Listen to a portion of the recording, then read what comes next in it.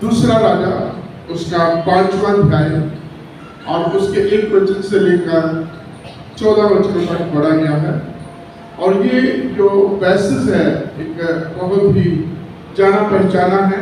जो कैरेक्टर है इसमें जो मुख्य कैरेक्टर है काफ़ी जाना पहचाना है। और हमने इसको बचपन में संडे स्कूल से और कई जगहों पर कई तरीके से प्ले में भी हमने इस कैरेक्टर को देखा है। और इस कैरेक्टर का नाम है नामान। नामान के बारे में हम देखते हैं कि वो एक बहुत बड़ा सिपहसालार है, राजा का दोस्त है, बहुत नज़दीकी है और सूरवीर व्यक्ति है और बहुत प्रतिष्ठा से भरा हुआ है। उसकी सोसाइटी में काफ़ी जान पहचान है, इज्जत मान सत्कार है।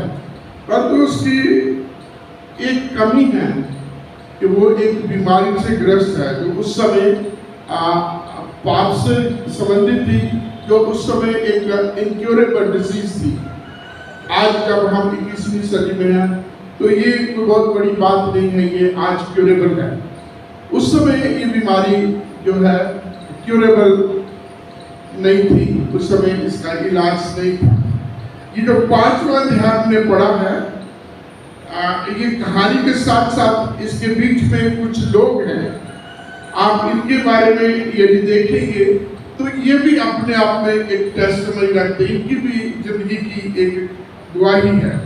सबसे पहले जो मेन मुख्य पात्र है वो नामान है, जो बहुत बड़ा सिपहसालार है, प्रधान सेनापति है। और दूसरा कैरेक्टर है इसमें, दूसरे वचन में पढ़ते हैं, इस्राएल से बंधुआई में लाई गई एक लड़की जो बहुत छोटी है। और तीसरा हम कैरेक्टर पढ़ते हैं आराम के राजा, और उसके साथ ही अगला कैरेक्टर है इस्राएल का राजा। और फिर हम देखते हैं अलीशा जो प्रभु का दास है इस्राएल में या शोम्रोन में। और फिर हम एक और व्यक्ति को देखते हैं, वो है नामान का सेवक। यहाँ जो सेवक लिखा है उसमें एडवाइजर भी कहा जाता है। तो ये अलग अलग लोग हैं, आप इनके ऊपर कैरेक्टर स्टडी करेंगे, इनके बारे में देखेंगे, थोड़ा सोचेंगे, मनन करेंगे, तो हर कैरेक्टर, हर व्यक्ति, आज जो पात्र है, एक बहुत बड़ा मैसेज है इनके द्वारा, एक बहुत बड़ी परमेश्वर की गवाही है इन व्यक्तियों के द्वारा। सबसे पहले आप छोटी बच्ची के बारे में पढ़े, जो छोटी है, शायद कहा जाता है वो 12 साल की थी। और जब इन आरामी लोगों ने यरूशलेम के ऊपर आक्रमण किया, हमला किया, युद्ध के बीच में बंधुआई में बहुत सारे लोगों को जब ये ले आए, तो ये लड़की भी बंधुआई में लाई गई थी। और नामान जो है इसके घर में इसकी पत्नी की वो सेवा करती थी। एक तरीके से ये देखा जाए कि ये एक डोमेस्टिक सर्वेंट है, एक बंधुआ मजदूर और घरेलू काम करती है, जो खास करके नामान के घर की मालकिन की सेवादारी में थी। और जब इस लड़की को ये पता चलता है कि नामान को कोढ़ हो गया है, और ये अपनी मालकिन को कहती है, ये देखिए छोटा बच्चा है, इसका हियाव देखिए, इसका विश्वास देखिए, और इसने किस प्रकार से जो है गवाही दी है कि कितना अच्छा होता हमारा स्वामी शोम्रोन में होता या इस्राएल में जाता, वहाँ होता, तो वहाँ प्रभु का दास अलीशा से प्रार्थना करवाता और ये चंगा हो जाता। ये बहुत छोटी बच्ची है, वक्त के लिहाज से कहा जाए तो बहुत छोटी है, और इसको ये पता है कि जहां से ये आई है वहां एक प्रभु का दास, एक भिक्षुकता है, और उस भिक्षुकता के द्वारा परमेश्वर काम करता है, बड़े बड़े काम करता है। यहाँ तक कि जो लाइलाज बीमारी है उसको भी प्रभु उनके द्वारा चंगा करता है। हालात के मुताबिक ये जो कोढ़ की बीमारी है ये चंगी नहीं होती, इससे चंगा नहीं होता व्यक्ति। तो होता क्या है, जब ये किसी के जो इससे ग्रस्त होता है उसे अपना घर बार छोड़ना पड़ता है, उसे अपना इलाका छोड़ना पड़ता है, और अल्लाह उनके लिए कैंप बनाया जाता है, वहाँ रहता है। कोई भी आदमी उसके पास नहीं आ जाता, उसकी हवा भी उसकी साइड में जाती है, तो उसे पुकारना पड़ता, बोलना पड़ता, बताना पड़ता, आई एम अनहोली, मैं अपवित्र हूँ, अशुद्ध हूँ। इनडायरेक्ट में उसे बताना पड़ता है कि इस समय मेरे को ये बीमारी है। और एक लाइलाज बीमारी के बारे में इसका विश्वास है कि जहां से ये आते, जो विशुद्धता वहां है, जिनका नाम अलीशा है, वो चंगा कर सकते हैं।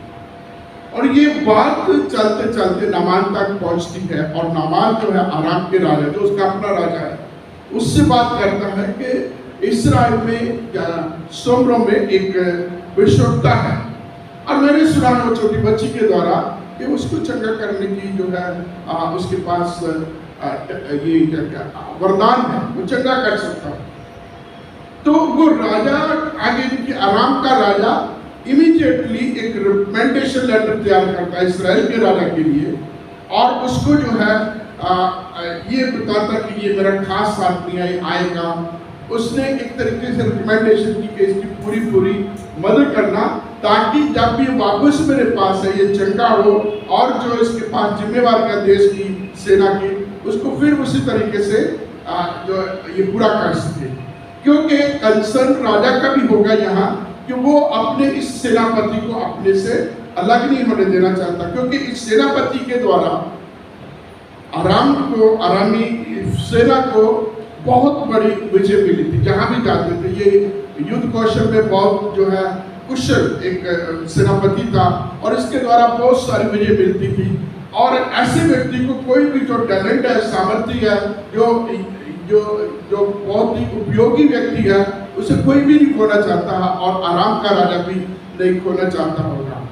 और उसने उसको एक रिकमेंडेशन लेटर भेजा है अगले राजा को कि इसकी पूरी हिफाजत करना और इसकी जितनी भी हेल्प हो सके। दूसरा राजा है इस्राएल का राजा।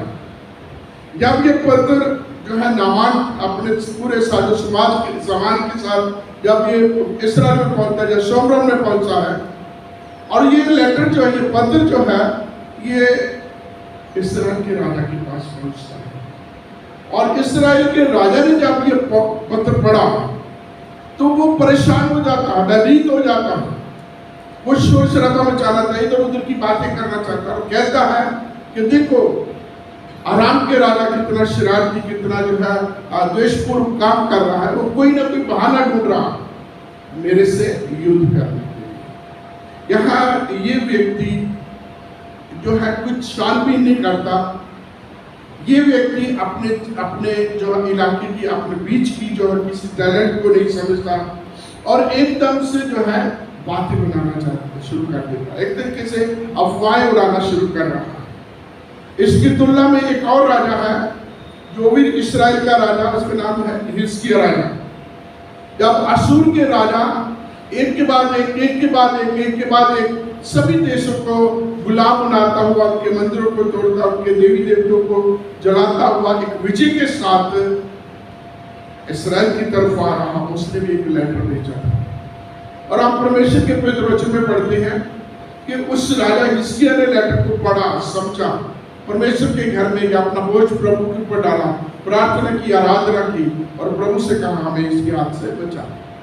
और ये जो हिजकिय्याह है, एक विश्वासी व्यक्ति को, एक समझदार व्यक्ति को, जो हालात को समझता है और उसके अनुसार काम करने का प्रयास करता है, उसकी पिक्चर को बताता है। जबकि ये जो इस्राएल का राजा इसके पास इस समय नामान के थ्रू लेटर पढ़ा जब क्या है, ये हालात को समझने से पहले ही जो है ये तरह तरह की बातें बनानी शुरू कर दी है। और उसके बाद हम देखते हैं अलीशा जो प्रभु का दास है। जब अलीशा को पता चलता है कि आराम के राजा, जो उसके अपने राजा ने इस इंफॉर्मेशन को पा करके अपने कपड़े फाड़े, परेशान हो गया है, तो उसको बोला है चिंता नहीं कर, उसको मेरे पास भेज दे, ताकि ये नामान जान सके कि इस्राएल में भविष्यवक्ता है। क्या जान सके कि इस्राएल में भविष्यवक्ता है। जैसे उस छोटी लड़की ने गवाही दी थी कि वहां एक भविष्यवक्ता है, आज इसको पता चल, जिसको मेरे पास परेशान होने की कोई जरूरत नहीं।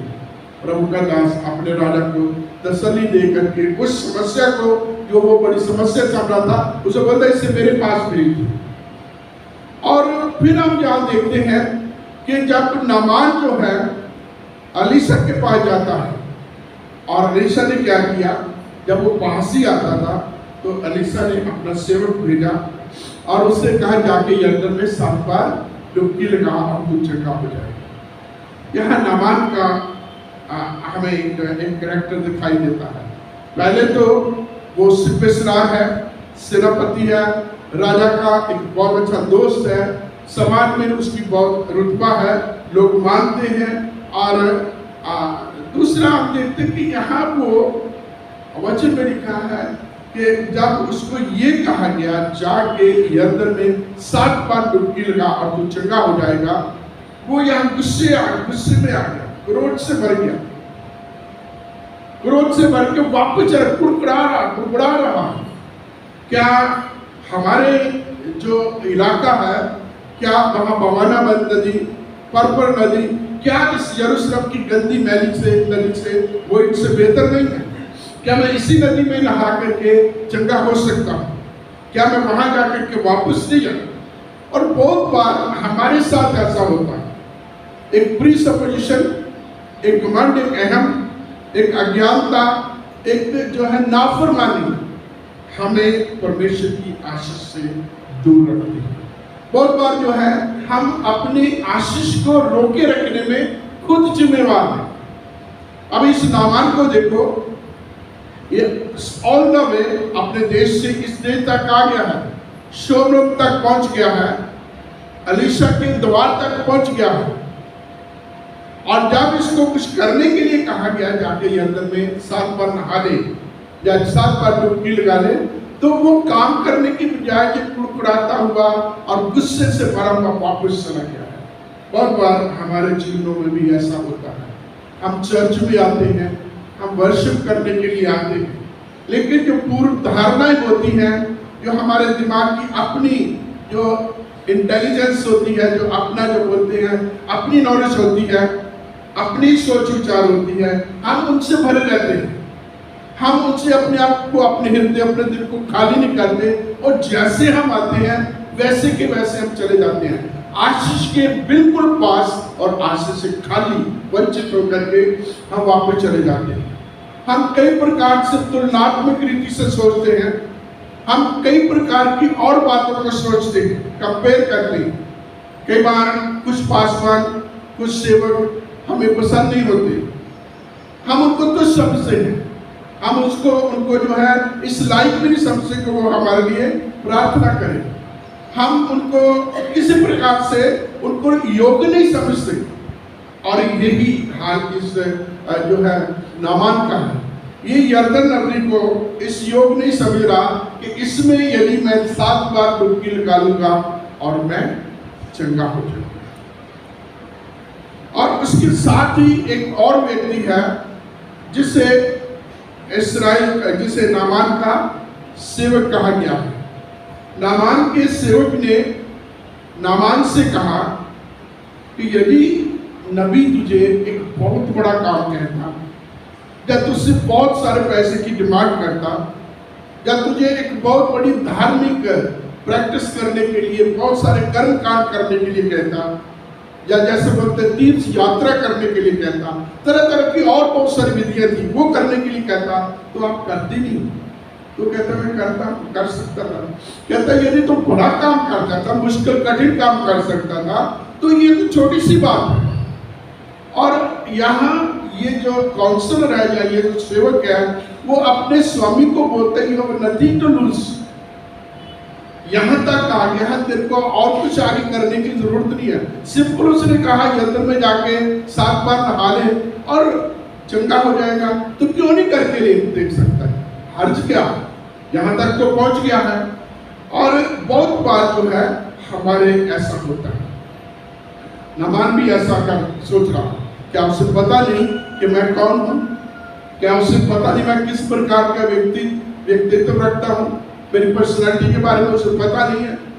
और वो क्या सोच रहा है कि मैं सोचता था कि नबी बाहर आएगा नबी मेरे जो है इस पर हाथ रखेगा और बहुत सारे मुझे काम बताएगा, जो है दान दक्षिणा के बारे में बोलेगा, और मैं सारी करके चंगा करके अपने देश को वापस चला जाऊंगा। और क्या है, इसने तो अपने बाहर भी नहीं, अपने सेवक को मेरे पास भेजा। और यहाँ जो देखने वाली बात है, वो यर्दन में डुबकी लगाना या किसी प्रकार की एक्टिविटी का एक्शन की बात नहीं है, यहाँ आज्ञाकारिता की बात है, ओबीडियंस की बात है। जब सौल की और राजा सौल की और सैमुएल की बात हो रही है, अमालेकियों के साथ युद्ध होना है, अमालेकियों को पूरी रीति से सर्वनाश करने की बात हो रही है। और राजा सौल ने अमालेकियों को हरा दिया, नाश किया, लोगों को खत्म कर दिया। लेकिन यहाँ उन्होंने भेड़ बकरियों को, गाय को देखा, इन अच्छे जानवरों को जो ताकतवर थे, हेल्दी जानवरों को देखा, उनको बचा लिया, लालच आ गया। और सैमुएल उससे पूछता है, सब कुछ नाश करते, हाँ सब कुछ कर दिया। तो वो बोलता है, ये बकरियों का मेमनियाना, ये भेड़ों का और ये गाय बैल का, ये आवाजें कहाँ से आ रही हैं? और सौल राजा जवाब देता है, ये मैंने तेरे परमेश्वर यहोवा की आराधना के लिए, बलिदान के लिए रखी है। तो उसको जवाब क्या मिलता है? परमेश्वर बलिदानों से उतना प्रसन्न नहीं होता जितना के आज्ञा पालन से प्रसन्न होता है, क्योंकि आज्ञा पालन करना बलिदान चढ़ाने से उत्तम है। यही चीज यहाँ जो है, ये नामान के उसमें यही चीज लागू होती है। यर्दन में जाना बड़ी बात नहीं थी, 7 बार या कितनी बार भी वहां नहाना, ये कोई इश्यू नहीं था। इश्यू था कि क्या वो परमेश्वर के दास की बात को समझता है, क्या उसकी पालना करता है या नहीं करता। और इसीलिए क्योंकि उसने वचन को सुना और अपने जीवन में आने नहीं दिया, सुना और ऐसे ही कि ऐसे बाहर जाने दिया और खाली वापस अपने घर कुड़कुड़ाता हुआ जैसी स्थिति में आता वैसे का वैसे हो जा। और बहुत बार हमारे साथ ऐसा होता है, वचन सब सुनते हैं लेकिन अपने कानों से हम अंदर नहीं जाने देते, अपने दिल तक नहीं जाने देते और उसको समझते नहीं हैं और हम परमेश्वर की आशीष से वंचित रह जाते हैं। बहुत बार हमारे साथ ऐसा होता है। कई बार हम ऐसी जगहों पर जाते हैं, किसी व्यक्ति विशेष को देखते हैं और हम अपना दिल दिमाग जो है कान बंद कर लेते हैं। सब कुछ होते हुए भी हम उसकी बात के ऊपर ध्यान ही नहीं देते। उसने कहा क्या है, उसको जो है हम कोई वैल्यू नहीं देते, कुछ समझते नहीं। और वो चीज जो है यहाँ जो नामान ने की है, परमेश्वर के दास ने उसे कहा यर्दन में जाके 7 बार डुबकी लगा तो चंगा हो जाएगा, और उसने नहीं किया, वापस जा रहा। और उसके सेवक ने, अभी देखिए एक उसका सेवक एक बहुत बड़े दोस्त का एक पिक्चर है। और अच्छे दोस्त जो है जिंदगी में नहीं मिलते, अच्छे सलाहकार जिंदगी में नहीं मिलते। मैं अपने बारे में कई बार बताया, पता नहीं आप लोगों के बीच में कभी मैंने शेयर किया है कि मैं जब मेरी शुरू की जवानी की उम्र शुरू हो रही थी, जब ये कहो कि जब हम 18-19 साल के थे, तो उस समय मेरा दोस्त थे, मेरे जो गांव के 7-8 हम लड़के थे, उनकी वजह से मैं ना तो सिगरेट पी, ना मैं किसी और प्रकार के नशे में गया, क्योंकि वो मेरे दोस्त थे, मेरे गांव के दोस्त थे, जो मुझे सिगरेट पीने के लिए और इन तमाम चीज़ों के लिए, नशे और जिस प्रकार की भी ये चीज़ें हैं जो जवानी में हमें ऐसे फ्री में मिल जाती हैं, उनसे उन्होंने मुझे बचाया। आप लोगों ने जो बड़े हैं एक फिल्म देखी होगी दीवार, और मैंने भी देखी। और दीवार फिल्म में अमिताभ बच्चन बीड़ी पीता है और अपनी जीभ से पूरी मुंह में घुमाता है, एक से लाकर ऐसे करके, और उसका स्टाइल है। और क्योंकि उस समय हमारी उम्र ऐसी थी, तो हम भी बीड़ी खरीद के, मैं भी अपने दोस्तों के साथ बीड़ी लेते थे और उसे पीते थे, ऐसे घुमाते रहते थे। चलो कुछ समय निकला, अभी फिल्म का भी नशा खत्म हो गया, तो मेरे दोस्त मुझे कहते अब तू बीड़ी पीना छोड़ दे। तो मैं कहता तुम्हें क्या है, तुम पीते तो मेरे को क्या। और मेरी 2 वजह थी, और मैं अलग से बताता हूँ कि जब हम गांव में खेतों में काम करते थे, तो खेतों में जितने भी हमारे बड़े, जितने भी बीड़ी सिगरेट पीने वाले थे, वो खाना खा के चाय पी के आराम करते थे और मुझे कहते थे तू कौन सी बीड़ी पीता, जा तू वो काम कर। मुझे एक्स्ट्रा काम करना पड़ता था, तो मैंने इसलिए भी जो है बीड़ी पीना शुरू कर दिया। कि ये आराम करते तो मैं भी उस बहाने से आराम करूँगा। और मेरे दोस्त मुझे बार बार, जब भी मैं स्कूल कॉलेज से वापस आता था तो मुझे ये कहते, यार तू ना पिया कर ऐसे करके। तो मैं उनकी नहीं सुनता था। उन्होंने आपस में सलाह की, धीरे धीरे मुझे उन्होंने इग्नोर करना शुरू कर दिया। जब हम शाम को इकट्ठे होते थे, वो मंडली वहां खड़ी है, मैं अपने आ रहा हूँ, उन्होंने दूर से देखा, एक करके वो चले जाते थे। तो मैं लास्ट में देखकर कोई एक आदमी मेरे साथ खड़ा रहता था। कुछ शुरू में देखा, बाद मैंने देखा ये तो यार मुझे हमेशा से मेरे साथ कर रहे हैं। तो मैंने एक बार उनको सबको खूब उनको सुनाया, खूब उनके साथ बहस की। तो कहते देख, हमने तुझे बहुत बार कहा है, अपने दोस्ती का भी जो है वास्ता देकर कहा कि तू ये जो नशे की चीजें हैं ये हमारे साथ मत किया कर। उसकी वजह क्या थी? वजह ये थी कि मेरा परिवार बहुत बड़ा था, आज भी है परमेश्वर की दया से। मेरे जो पापा है वो 9 भाई थे, मेरे 8 चाचा, 9 में मेरे भाई पापा, और मेरा और परिवार, मेरे छोटे दादा, उनका परिवार, और बल्कि मैन पावर बहुत थी। मेरे अपने हम जो है 7 भाई थे, और मेरे से बड़े जो 3 हैं वो भी उस समय अच्छे तगड़े थे। तो उसने बोला जिस दिन पकड़ेंगे तेरा तो जो होना है, हमारा जो है हमारा हाल जो है बुरा हो जाएगा, और तुझे तो एक बार पिटाई करके छोड़ देंगे, हमें तो जब भी मिलेंगे तब हमारी पिटाई होगी, इसलिए जा तू ये बीड़ी सिगरेट पीना छोड़ दे, जा हमें छोड़ दे। तो मैं बहुत बार ये सोचता हूँ, बहुत बार परमेश्वर का धन्यवाद देता हूँ कि ऐसे दोस्त नहीं मिलते। मैंने अपनी जिंदगी में सुना है, देखा भी, अनुभव भी किया है। ऐसे दोस्त भी होते हैं अपना प्यार का वास्ता दे करके वो कहते हैं ये तुझे पीनी पड़ेगी, हमारी खातिर पीनी पड़ेगी। मैं जयपुर में था, उस समय जॉब करता था, तो मेरे साथ जो लड़का था वो ड्रिंक करता था। तो जब कभी उसके भाई वगैरह आते थे तो मुझे पीने के लिए कहते थे, तो मेरी खातिर पी ले यार, ऐसे करके। तो क्योंकि मेरा बेस बन चुका था, तब तक मैं उससे निकल गया था, तो मैं उससे एक ही बात करता था, मैं नहीं। कहने का मतलब ये अच्छे दोस्त, अच्छे सलाहकार हमारी जिंदगी में बहुत जरूरी है। हमें जो है भजन संहिता 1:1 में भी लिखा है कि धन्य है वो बुरे लोगों की, पापियों की, ठट्ठा करने वालों की और तरह तरह के और गलत काम करने वालों की संगति में नहीं करता। मैं इन चीज़ों के लिए परमेश्वर का धन्यवाद देता हूँ कि मेरे उस अर्ली यंग एज में ऐसे एक ग्रुप मिला जिसने मुझे इन गलत खान पीन की चीज़ों से बचाए रखा, बचने में मेरी अगुवाई की। यहाँ भी ये जो दामान है ये खाली जा रहा है। अभी तक तो ये शारीरिक पीड़ा में था, अभी ये मानसिक पीड़ा में भी आ गया है। अभी ये गुस्से में, टेंशन में, तनाव में जा रहा। एलिया के बारे में, इस्राएल के बारे में, यरदन के बारे में बहुत कुछ बोलता हुआ जा रहा। और इसके सेवक ने इसे सलाह दी, क्या विश्वता तुझे मुश्किल कठिन काम करने के लिए जब बड़ा धन वो ऐसी चीज को कहता, क्या तू नहीं करता? तो उसने बोला हाँ मैं करता। तो क्या कहा, यदि ये तो तेरी नजर में बहुत छोटा सा काम है, तो यदि ये कहा तो क्यों नहीं कर लेता? और परमेश्वर का वचन आप सबके बीच में पढ़ा गया है। जब नामान ने एलिया के कहे अनुसार यरदन में जाकर के 7 बार डुबकी लगाई, तो वचन में पढ़ा उसका शरीर एक बच्चे की तरह कोमल हो गया। एक ट्रांसलेशन में लिखा है कि उसका जो शरीर है वो नवजात शिशु की तरह कोमल हो गया। ये अय्यूब के बारे में भी लिखा है, जब उसका तमाम कोड़, ये तमाम चीजें, उसकी स्किन प्रॉब्लम खत्म हुई तो बहुत ही कोमल शरीर, सुंदर शरीर, एकदम अच्छे स्किन वाला वो बन गया। तो यहाँ नामान जो मेरे और आपके लिए एक जो है शिक्षा है कि हमें प्रभु के वचन को मानना, प्रभु के वचन में बने रहना है, प्रभु के वचनों के अनुसार हमें चलना है।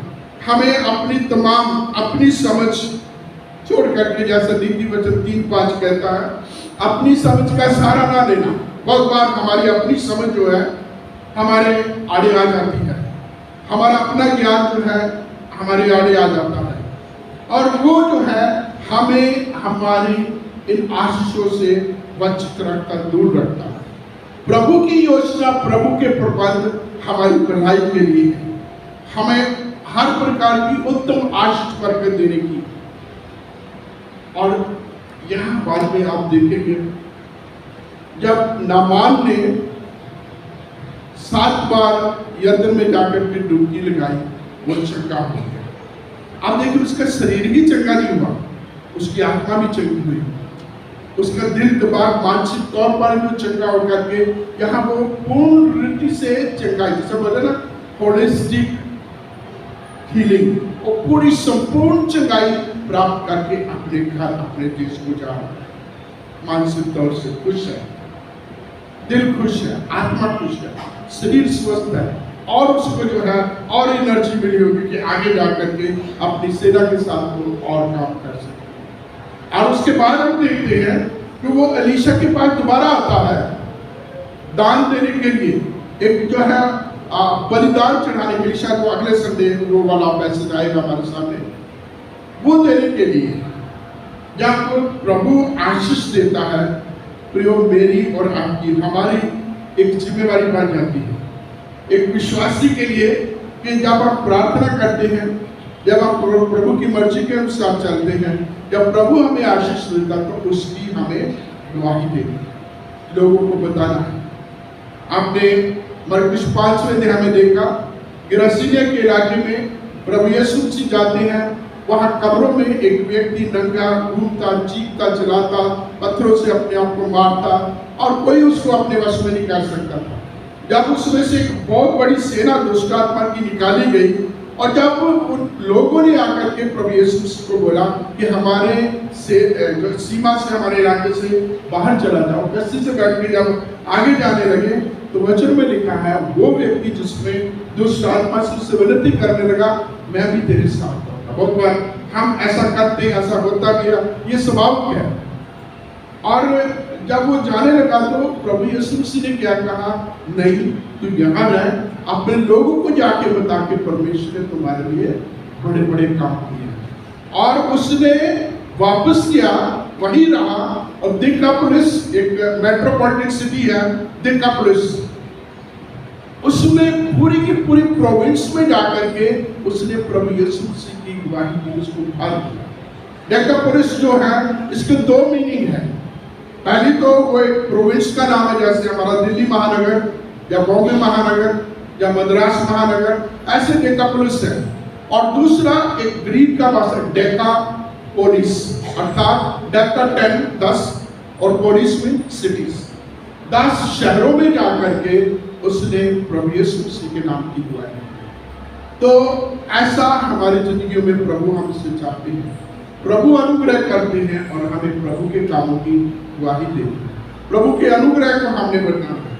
जैसे वो छोटी बच्ची ने गवाही दी, अब देखिए वो छोटी बच्ची का कितना महत्व है कि वो अपने स्वामी की चंगाई में उसका रोल था, उसका एक बहुत बड़ा योगदान था।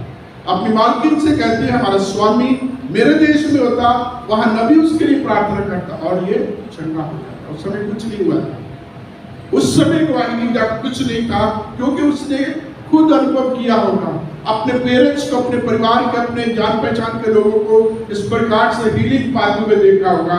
और यहाँ उस अनुभव को या उस विश्वास को अन्य जातियों के बीच प्रदेश में आकर के उसको वो गवाही दे रहे हैं।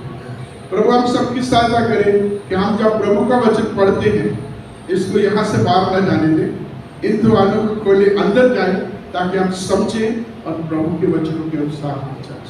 आइए।